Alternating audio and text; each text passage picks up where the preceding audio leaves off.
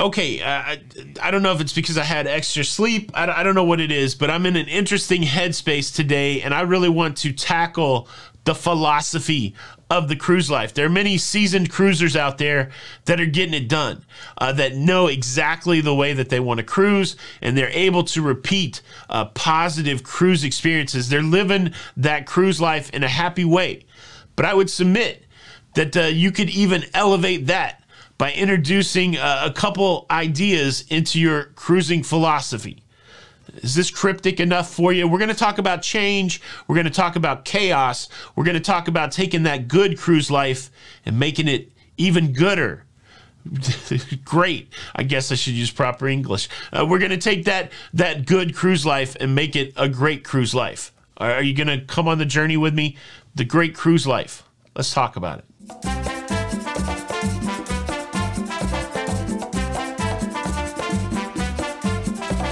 Hey, what's up, everybody? Welcome back to Lido, Loca. I'm your host, Tony, and today I'm going to serve as your cruise life guide to get you to cruise life nirvana. I know this is a little bit heady, it's a little bit tongue-in-cheek, but I'm telling you, this technique is what I use every time to have a good time. But first, I gotta say a big thank you to the sponsor of today's show, Skillshare.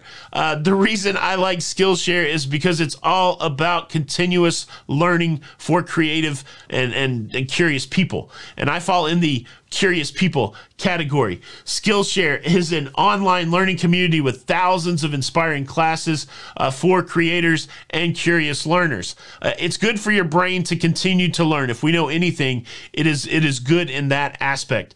I like Skillshare because it is focused on the learning. It's an ad-free learning experience. And I tell you what, we're moving into another stage of the La Vida Loca experience. And I'm going back and I'm revisiting things that I've learned in college from business, and I'm going back and I picked up this class on strategy, and I'm starting to work through strategy because strategy, when I learned about it years ago, maybe a little different than strategy today. So I'm digging deep into the strategy class.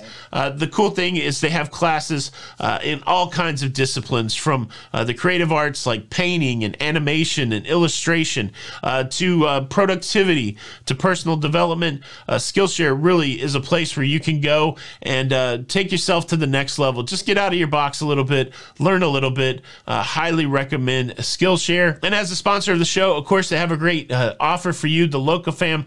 The first 1,000 of our subscribers to click the link in the description will get 1 month free trial of Skillshare so that you can start exploring your creativity today. Check out that link in the description. Thank you, Skillshare. All right, so are you guys ready for the secret to how to take your good cruise life and make it a great cruise life? Well, it's the butterfly effect. That's right. The butterfly, not the movie with Ashton Kutcher, but the concept in the movie with Ashton Kutcher. Butterfly effect, a component of chaos theory. That's right. We're talking about chaos theory on the cruising channel. But basically it says a very minor change can affect something in a big way. That's the simplification of it. And so what I'm talking about when it comes to cruising, if you're in that cycle of doing the same thing that you always do and you end up with a good experience, I would argue that by changing one of those things that you normally do, you can enhance your cruising experience. Now, on the flip side of that, you could maybe not enhance your cruising experience. You could make it worse. But I believe that the risk is worth the reward. And so what I want to do for you is I want to lay out 8 questions that you can change the answer to change your cruising experience. And I would just say this. If you go through this list of 8 questions and you normally answer all those questions in the same way, I would say that the next time that you book a cruise, change the answer to one of these 8 questions and see if it enhances your cruise experience, or again, is the risk worth the reward, or does it not enhance your cruise experience? For me, I'm constantly changing the answers to these questions, and I'm finding my cruise life experience to be all the more enriched. All right, so are we good with the activity? I feel like at the end of this, I should give you like a continuing education unit, certificate, but I don't have that. We're not accredited. Question number 1, where do I want to go?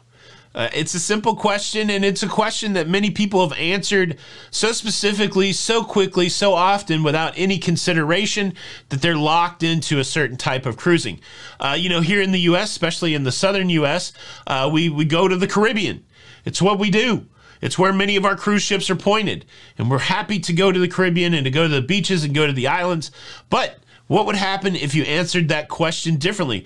What if you're some of our friends over in Europe and you constantly cruise to the Mediterranean? What happens if you change that answer? All of a sudden, you're here in the U.S.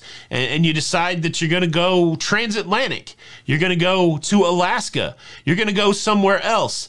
And, you're kind of used to your Caribbean cruising experience, but it may blow your mind. Now, I can give you a specific example of that.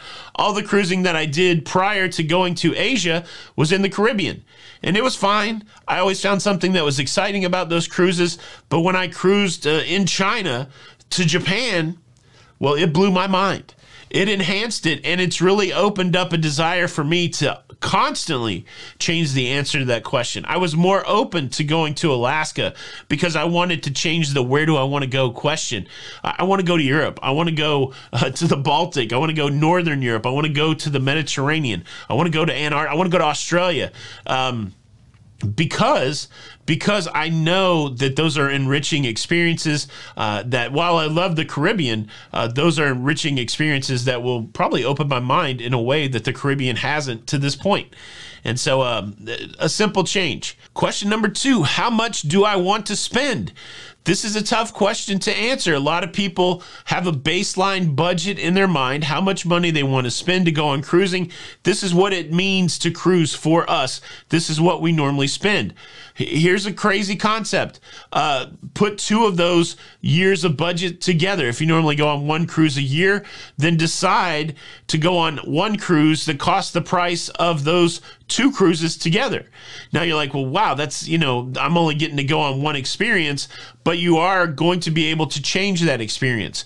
Maybe you cruise a certain cruise line, and there's a cruise line that's maybe even more elevated than that cruise line that could blow your mind. Or look, a very simple example. A lot of times you can go on 3 cruises on 1 cruise line for 1 Disney cruise line. A lot of people avoid Disney cruise line because of the price, but maybe that Disney cruise experience is some experience that will really enrich that cruise life for you. And every once in a while, you just got to say, okay, I'm gonna take the 3 cruises that I would normally do. I'm gonna put them together. I'm gonna go on a Disney cruise.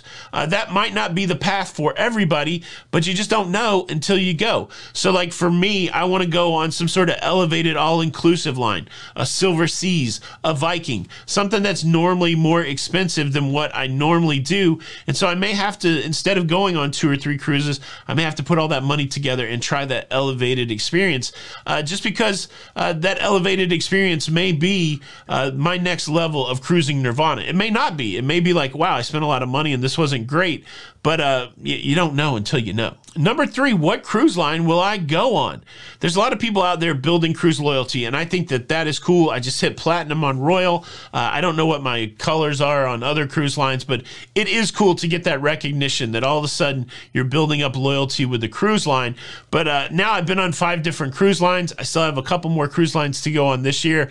I know that there is magic in that variety. I have seen many different things because I have gone on many different cruise lines.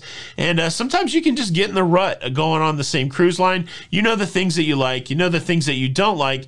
But I tell you what, if you've never been on another cruise line, you really don't have the full picture of what cruising could be for you. And the sad thing to me is, what if you've gone on the same cruise line for year after year, and then there is another cruise line out there that you like better. And so you're just going on cruise after cruise, probably having a great time, but this other experience could be even better. And so change the one thing, change the cruise line that you go on and see if that enhances your cruising experience. Number 4, change which cruise ship that you go on. I've seen that before. Even, loyalty to a cruise brand and loyalty to a cruise ship, whether it's a proximity thing. This cruise ship is always at the cruise port an hour from my house. And so instead of driving 3 hours from my house to another cruise ship. I'm always going to go on this one cruise ship. And cruise ships are awesome. They're constantly being improved. They're constantly evolving their technology, their design. And look, if you get stuck on going on the same cruise ship that was built 10 years ago, you may be missing out on some really cool technological cruising experiences, some enhanced cruising experiences. This is one of those deals you don't even have to switch cruise lines, but if you get in that rut of being on the same cruise ship, I feel like you're missing out. This one's an easy one to change. Just drive a few more hours or pick another place to pull out of, and you could have a whole different cruise ship experience. Now we're getting ready to jump into question number 5, and this one had an impact on me on my recent cruise on the Mardi Gras. Before we get there, let me quickly invite you to subscribe if you like staying up to date with everything that's going on in cruising. Please consider subscribing with the notification bell on. That way you don't miss out on any of these episodes. Thank you in advance. On to question 5. Question number 5. What do I want to do on board? I think a lot of us have a pretty set standard thing, what we like to do on board. I like to stay in during the day. I like to eat dinner. I like to go to a show. I like to go to the casino. That's pretty much my cadence on a cruise ship. And let me tell you this, on my recent cruise on the Carnival Mardi Gras, I was kind of encouraged to go do an excursion to the Maya ruins. This is not something I would have wanted to do. And again, I was encouraged to do it, and it was awesome. I did it with my daughters. I had a really great, enriching experience, but it wouldn't have been my normal thing to do. And so what was already a good cruise was even a greater cruise because of that experience. And so sometimes we get ourselves into a rut. We like to cruise a certain way. We don't want to check out anything else, but there's a vast amount of experiences to encounter on a cruise ship. And so I would challenge you to add a little chaos into your cruising day by just experiencing something else, and you're likely to be enriched by it. I know I certainly was. Number 6. What kind of cabin do you want to book? This is a question that you could change. There's some people that always cruise interior. Again, it goes back to price or the way you like to sleep. I always book an interior. Well, maybe it's time to change it up. Maybe it's time to try an ocean view or a balcony, or maybe you always book a balcony. Maybe it's time to put a little extra money with that and try a suite. If you're on a celebrity cruise ship, try the Aqua class, where you get a whole different dining experience. Just a simple change like that. You could keep all the other questions the same, but inside that cruising experience, just changing your cabin, trying a new cabin type like a Havana cabin on Carnival. Something like that could really take it to the next level when you're cruising. Now I have a whole new experience. I've been on the same cruise ship a few times. I've been to the same places a few times, but now I'm doing that from a whole new different cabin. Again, we're creatures of habit. If it ain't broke, don't fix it. But sometimes we miss out on the magic because we're happy to stay in the rut that we've dug for ourselves. So, yeah, change your cabin type. It could blow your mind. Question number 7 to ask, how long will the cruise be? This is another interesting, easy one to change that could change the way you feel about your cruise. Are you constantly taking 7-day cruises? Are you constantly taking 5-day cruises? If you're taking short cruises all the time because you enjoy certain things about the short cruise, challenge yourself. Take a little longer cruise. See how that feels for you. Or if you're always taking really long cruises, maybe take a short cruise. I know for me, I want to go on a longer cruise. I want to go on a month cruise. I want to see if I would like that, if that'll blow my mind, or if that's a change that I won't like. So the simple act of changing your normal cruise length really could take your cruise life experience to the next level. And the last question that you could use to see if you really can get some chaos into your cruising: who will you cruise with?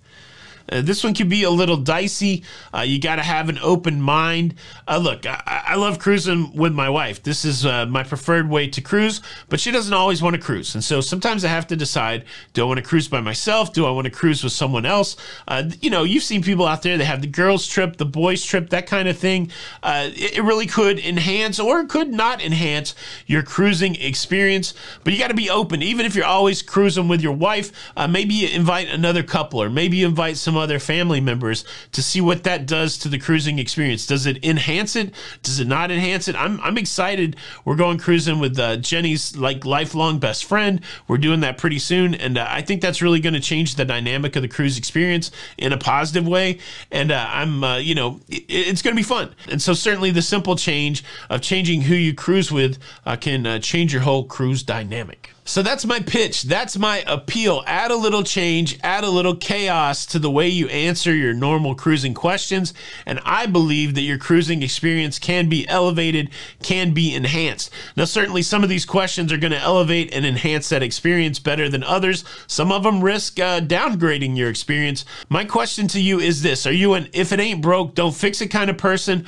Or do you feel like that your cruising experience could be elevated by the butterfly effect, by just changing one simple thing? And if yes, what would it be? And are there questions that I didn't ask here? Leave a comment below. Thanks so much for checking out the show today. Please show your support by hitting the like button. This is Tony with Lido Loca. And until the next time, we'll see you on the Lido. Bye.